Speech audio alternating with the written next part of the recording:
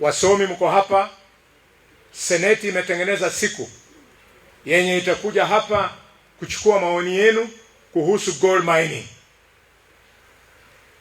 Gold mining, vile mmeambiwa, tuko na resource hapa ambayo iko na dhamana ya 685 billion shillings.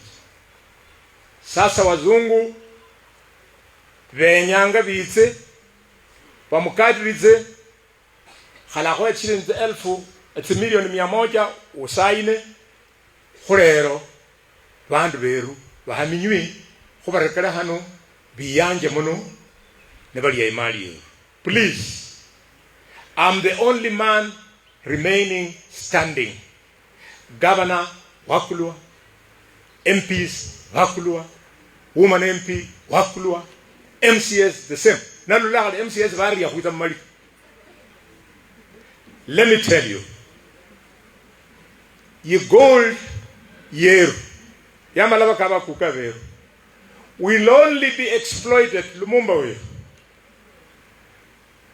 as a common resource for the investor based on his investment and us kulimanya bene malaba lituho lyabale bola benya kuhaminya bita kona biso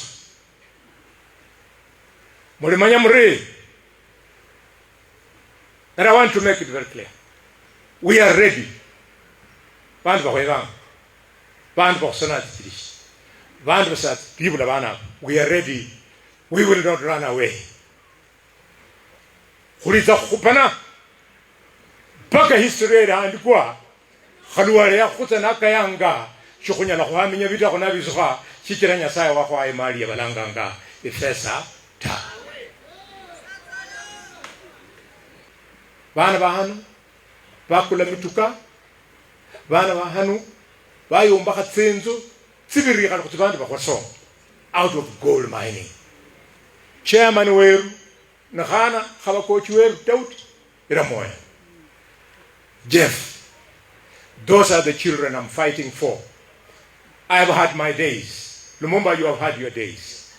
Let us protect our children so that Khurumanye Fesa yalomba bandu South Africa. South Africa is the second richest country in Africa.